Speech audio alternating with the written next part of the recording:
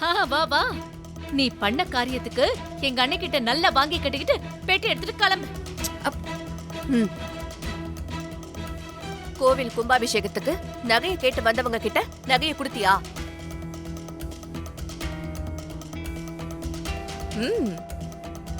ஏன் கொடுத்த? கோவில் காரியம், அதுவும் நீங்க வாக்கு கொடுத்திருந்தீங்க. நாளைக்கு கும்பாபிஷேகத்தை வச்சுக்கிட்டு பெரிய மனுஷங்க நம்ம வீட்டு படியேறி வந்து நிக்கிறாங்க. அப்படி ஒரு சூழ்நிலையில உங்களோட வாக்க காப்பாத்தணுங்கிறது தானே அத்த நியாயம். வந்தவங்கள உனக்கு முன்ன பின்ன தெரியுமா? தெரியாதத்த. ஆனா சில பேரோட முகத்தை பார்த்தாலே அவங்கள பத்தி ஓரளவுக்கு என்னால புரிஞ்சுக்க முடியும். வந்தவங்க கிராமத்து மனுஷங்க, தெய்வ பக்தி உள்ளவங்க. அது மட்டும் இல்லாம நேரடியா நம்ம வீட்டுக்கு வந்து உங்க பேரை சொல்லி இத கேக்குறாங்க. சும்மா தெருவுல போற யாரும் வந்து அப்படி கேட்பாங்களா? அதான் அத்த, எனக்கு அவங்க மேல நம்பிக்கை வந்துச்சு. அதான் நான் நகைய கொடுத்தேன்.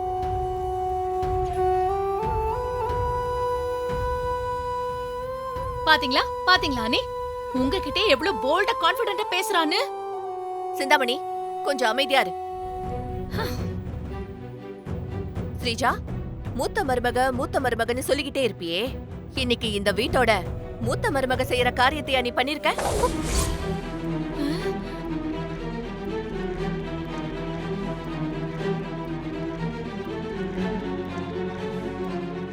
இல்லத்த, நான் எதுவும் பண்ணலத்த.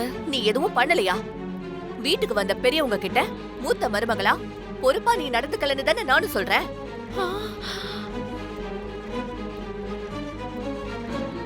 அவங்கள பத்தி உனக்கு என்ன தெரியும்? வந்தவங்க எல்லாருமே ரொம்ப கண்ணியமான பெரிய மனுஷங்க. நான் சொன்ன ஒரு வார்த்தைக்காக காஞ்சிபுரத்துல இருந்து கிளம்பி வந்திருக்காங்க. எதுக்காக? நான் கொடுத்த அந்த வாக்குக்காக. அண்ணே, நான் கேக்குறேன்னு நீங்க தப்பா எடுத்துக்காதீங்க. இவ கூட உங்ககிட்ட ஒரு வார்த்தை கூட கேட்காம நகை எடுத்து கொடுத்தால, அப்போ அவ செஞ்சது மட்டும் சரிதானா உங்களுக்கு? நீங்க பண்ண விஷயத்தை நியாயப்படுத்த நினைக்காத சிந்தாமணி. இசை எனக்கு போன் பண்ணிருக்கா. நான் தான் அவளோட போனை எடுக்காம இருந்திருக்கேன். போன் வேற பண்ணிருக்காளா அவ?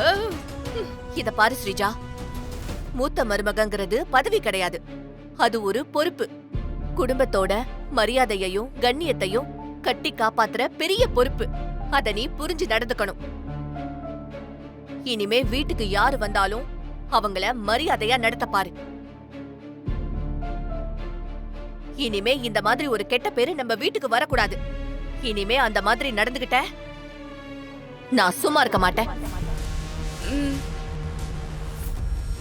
ஒரு பொறுப்பான மருமகளா எப்படி நடந்துக்கணுமோ அப்படி நடந்துகிட்டு இருக்கா இசை. அத பார்த்து நீ கத்துக்கணும்.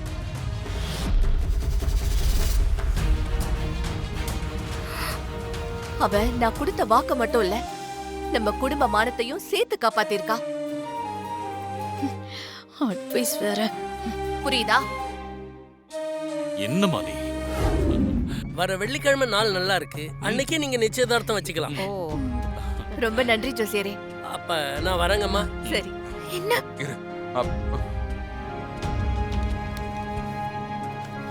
இந்தாங்க. நன்றி சார், நான் போயிட்டு வரேன் சார்.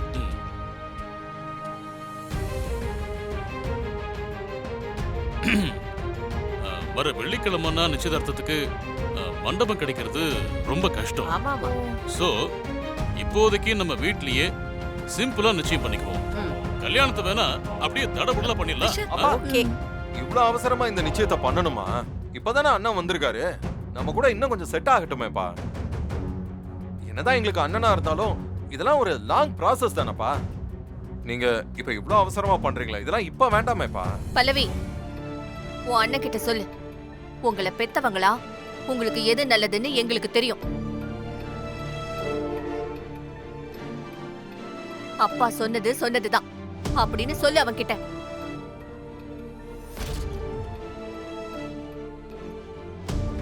ஏங்க, நீங்க சொன்னதும் நல்ல யோசனை தாங்க. ருக்மணி, நீங்க என்ன சொல்றீங்க? அண்ணன் சொல்றதுல உங்களுக்கு சம்மதம்னா எனக்கும் சம்மதம் தான் சம்பந்தி. ஆ அப்புறம் என்ன ஆ? ஐ அண்ணனுக்கும் வர்ஷினி அன்னைக்கும் கூடிய சீக்கிரம் கல்யாணம் நடக்க போகுது. ஜாலி.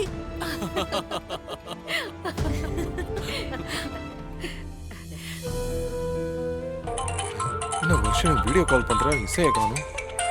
சரி அட்டன் பண்ணுவோம். என்ன வர்ஷினி வீடியோ கால் பண்ற? அக்கா வீட்ல இல்லையா விஷால்? இசை பாத்ரூம்ல இருக்கா? என்னாச்சு? இரு இரு, எதுக்கு இப்ப டென்ஷனா இருக்க? ராகவ் என்ன கோயிலுக்கு கூட்டிட்டு வந்திருக்காரு. இப்ப நம்ம கல்யாணம் பண்ணிக்கலாம்னு சொல்லி மாலை தாலி எல்லாம் வாங்க போயிருக்காரு. நான் வேண்டான்னு சொன்னாலும் அவரு பிடிவாதமா இருக்காரு. இரு இரு, நீ பயப்படாத. ஆ? நானும் இசை அங்க வரோம், ஓகேவா? அது வரைக்கும் கொஞ்சம் நீ மேனேஜ் பண்ணிக்கோ. ஆ சரி விஷால், நீங்க அக்கா கிட்ட சொல்லிடுங்க. ஆ. என்ன சொல்ற விஷால் நீ? வர்ஷினி எப்படி இதுக்கு சம்மதிச்சா? ஐயோ இசை, வர்ஷினி எல்லாம் இதுக்கு சம்மதிக்கல. ராகவ் தான் ஏதோ பிளான் பண்ணி வர்ஷினி அழைச்சிட்டு போயிருக்கான். வர்ஷினிக்கு இதுல சம்மதமே இல்லையா. அவ தான் உன் நம்பருக்கு கால் பண்ணா. நான் அட்டன் பண்ணதுனால தான் இதெல்லாம் தெரிஞ்சது. ஐயோ ஐயோ, அத்தைக்கு இது தெரிஞ்சா ரொம்ப கோவப்படுவாங்களே. முதல்ல இதை தடுக்கணும் விஷால். ராகவுக்கு நம்ம எப்படியாவது புரிய வைக்கணும். ஷோ நம்ம பேசுறதுக்கு டைம் இல்ல, சீக்கிரம் வா. சரி ஓகே. மாலையை 2 பேரும் மாத்திக்கோங்க. சீர்வஷஸ்வ மாயுஷ்ய மாரோக்ய பாவிதா சோபமானம் மகீயதே தானியம் தனம் வசும் பகவத்ர லாபம் சதசம் வத்சரம் தீர்க்கமாயுः சதமானம் பவதி சதாயத் புருஷத் சதேந்திரியே ஆயுட்சேவேந்திரியே பிரதிதிஷ்டதி தீர்காயுஷ்மான் பவ தீர்க்க சுமங்கலி பவ சர்வாபிஷசித்திரஸ்து சகல ஐஸ்வர்யாபிவிருத்திரஸ்து மனோரஞ்சிதா பலசித்திரஸ்து. நன்னா அம்பாளை பிரார்த்தனை பண்ணிட்டு பொண்ணுக்கு இடத்துல அந்த மாங்கல்யத்தை கட்டுங்கோ. நான் உள்ள போய் அம்பாளுக்கு பூஜை பண்ணிட்டு இருக்கேன். நீங்க கட்டுங்க. ஓம் துர்காயே நமஹ, ஓம் பிரம்மண்யே நமஹ, ஓம் வைஷ்ணவ்யே நமஹ, ஓம் காளராத்ரே நமஹ, ஓம் தபஸ்வின்யே நமஹ, ஓம் சிவதூத்யே நமஹ, ஓம் விசாலாக்ஷே நமஹ, ஓம் சாமுண்டாயே நமஹ. ராகவ்,